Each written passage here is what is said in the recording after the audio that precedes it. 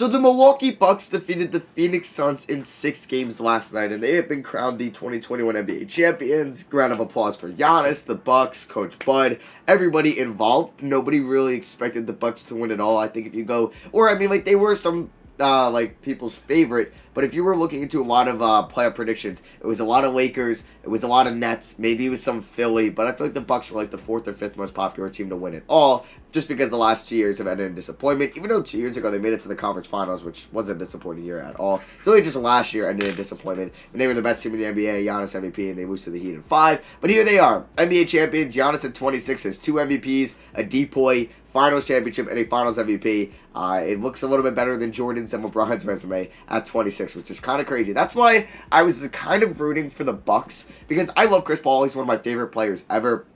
But I would have been perfectly fine with the Suns winning, but I just thought Giannis, I was able to watch him get drafted in 2013, and he has a chance to be a top 10 player of all time. When it's all said and done. He's 26, and he has all those accolades I've said. I think he's 5-time All-Star, 5-time All-NBA or something like that. And he's going to keep rocking them up, right? So I think we have a chance to watch somebody that could end up as a top 10 player of all time, and you might as well root for that legacy to start now so he could be a top 10 player. Because imagine Giannis comes down where we're considering him a top 5 player ever. That'd be pretty cool, right? That'd be pretty cool. So we are going to be reacting to Bleacher Report's 2022 Power Rankings. Who has the best chance to dethrone the Milwaukee Bucks? This was written by Greg Swartz. I'll leave a link to the article in the description below. So hopefully they start with 30 going down, because I think that'll make it more interesting. Obviously, this is before the draft. This is before we know who teams draft. Like the Warriors, who could be good next year. The Raptors, who could be good next year. This is before any trades happen. Like what's going on with Bradley Beal, Damian Lillard, Ben Simmons. We don't know what's going on there. And then also free agency. If Kawhi's going back, he probably will be. But you got other guys like DeMar DeRozan, Kyle Lowry, that could also be signing somewhere else as well. So,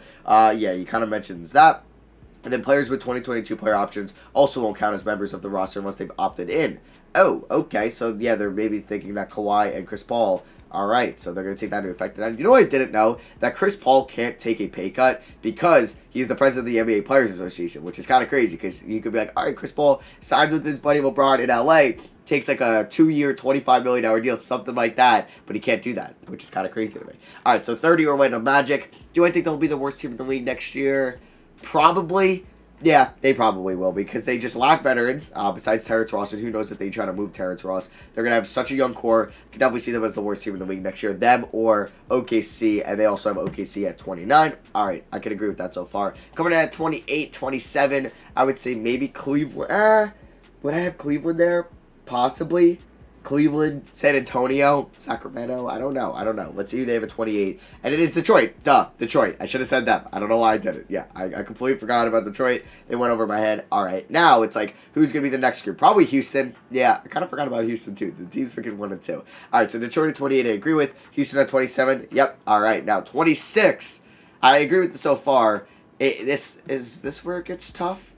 Because you'll have to figure out between, not like Chicago. No. Definitely not. I think it comes Minnesota. No, they shouldn't be that bad again. Sacramento's. I feel like I would put San Antonio there. I don't know if there's an Eastern Conference team I would put there, unless the Pacers blow it up. But 26, we have the San Antonio Spurs. All right, I agree with that. They're most likely losing DeMar DeRozan in free agency. Next up, I probably have Sacramento. I mean, you could have Sacramento, but then you got Charlotte, Washington. Who was the team that just missed out? Oh, Toronto. No, Toronto's going to be better. So 25 is Cleveland. All right, I can see that. Yeah, I probably should have said Cleveland before I even mentioned Charlotte or Chicago. What? So 25 Cleveland, okay. 24 Sacramento. It's a shame. I would love to see them make it to the play-in tournament next year. But yeah, they should try to move Buddy Hield and Harrison Barnes. They should have traded Barnes to the Celtics at the deadline if they could, with their trade exception. Honestly, for 2 seconds, I'd rather have done that just to get off his contract. And then Buddy Hield. I mean, if you could get Ben Simmons for Hield and Bagley and a first, you probably do that, but I don't think the Sixers are willing to do that. So, 23, we have Chicago. It's a shame. I mean, they will have their first-round pick next year. They won't in 2023 if it's out of the top 4. I think they should be a team that should be in the hunt for Kemba Walker. Maybe just offer Kobe White for Kemba Walker, honestly. I think they should also go out and try to get Kyle Lowry or Lonzo Ball just to make the playoffs next year, because they're going to have to pay Zach LaVine a lot of money. Next up at 22, we have Toronto. Wow, Charlotte in front of Toronto. Indiana in front of Toronto, Washington in front of Toronto, the Knicks maybe in front of Toronto. I just think that they would be back because they had a lot of injuries this year. They're still going to have those 3 players that you see, Pascal VanVleet, OG Anunoby. They're adding a Jalen Suggs or an Evan Mobley, a top 4 pick. They have Gary Trent Jr. coming back most likely because he's a restricted free agent. I think even if Kyle Lowry leaves, I don't know. Wait, so we've already had Detroit, Chicago, Cleveland, and Orlando. So that would put them as what? The 15, 14, 13, 12, 11, 10th seed in the East. That doesn't get them in the play-in tournament. Oh, no, it does. Okay. So they think they'll be the play-in tournament. All right. I guess I could see that. 21, we got the Wizards. Those are the 10th and 9th seeds in the East. All right. I could see that potentially. I just thought Toronto could be a little bit better. 20, the Pelicans. Yeah. Is there anybody else that I would put? Like, I guess the Pelicans will be interesting to see who finishes better, them or Memphis next year. I don't know if any teams in the West will regress out of the playoffs. Like Golden State will be better. Yeah, all right, okay, I could see that. 19 New York. That means I think they would be the 8th seed. Yeah, I think that they're probably going to lose Noel. I could see a team paying him a lot of money, and the Knicks are like, all right, we want cap flexibility for either this offseason or 2022, where there's a lot of good 2022 free agents. I think I'm a fan of the Knicks trading. I don't think it gets it done, but there's like the Kevin Knox, Obi Toppin, and pick 21 for Colin Sexton idea that's been floating around, and that's only if Cleveland's like, yeah, we're not going to pay him. We want either Green or Suggs, and like, and it's going to be his last year here anyway. We might as well get a first-round pick, try to do something out of Obi Toppin, and Kevin Knox is probably a lost cause at this point. But, like, if I'm the Knicks, you can get a good player that can help you kind of do well next year, and then he could be a fail-safe if you can't get a big 2022 free agent like a Bradley Beal or a Zach LaVine or a James Harden or Kevin Durant or Kyrie Irving. You know what I'm talking about? So, I would not mind that. I don't think they should commit long-term to Nerlens Noel. I think Derrick Rose is somebody that's good enough and won't come back or doesn't want to come back on a long-term deal or doesn't have to be because he likes New York. He likes playing with Tibbs. I think they could probably get back either one of Burks or Bullock. I think it's probably Bullock that they can get back on a fairly team-friendly deal, and Burks is somebody that will probably walk in free agency because I'm sure he'll get money by a different team that's looking for some shooting help. And yeah, the Knicks will have $53 million in cap space as well as 2 first-round picks. I don't know if that's including the I guess that is including Randall's team option. I mean, I'm not a huge fan of the Knicks maxing out Randall, and it's going to happen. So, unless Randall's like, you know what, let me see if we can do it again next year, and then, like, you can max me out, get, like, Lonzo Ball this offseason, and then you can also max me out next offseason and landing a big fish next year and having a Lonzo Barrett backcourt, and then you'd have Randall and maybe Mitch Rob in the front court, and you can add a big small forward free agent. I don't know. I'm just throwing out ideas. Next up at 18, we have Minnesota. Wow. I think I would bet money that the Knicks would finish with a better record than Minnesota. The Knicks are probably primed for a little bit of regression, but I don't know. We're thinking big progression from Minnesota. I mean, they did have some injuries. They were great in the second half. So it could happen if, like, McDaniels takes a big jump, if Leandro Balmaro's a good enough player right away, and if the Towns, Edwards, and D'Lo trio can work out defensively. At 17, we had the Boston Celtics no longer having Kemba Walker. We don't know who their point guard is going to be next year.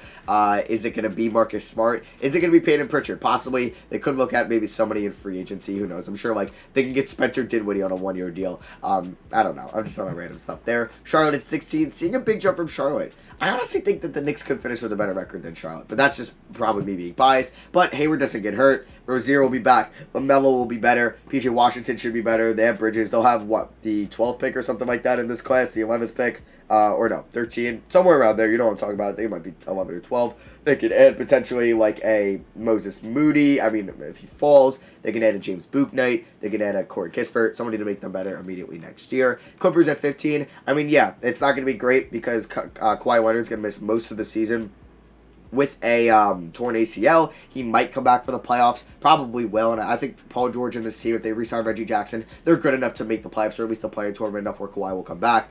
I doubt he will leave them for the Knicks, Heat, or Mavericks. Now, I could see him like wanting to go to the Knicks or the Heat, but like would he really want to? Like the West is wide open right now, especially if the Lakers are going to see some regression next year and prove to be a little bit vulnerable this year. Because why would you want to join the East? You have the reigning NBA champion Milwaukee Bucks who are going to keep their core. You have the Philadelphia 76ers who are pretty good, and you have the Brooklyn Nets who have arguably the most talented roster in the NBA. I don't think Kawhi would want to go there and have that competition when the West is a little bit easier at the top right now. Because like they could beat the Suns, they could beat the Jazz, they could beat the Nuggets. It's really just the the Lakers up there that they'd be scared of. Portland at 14.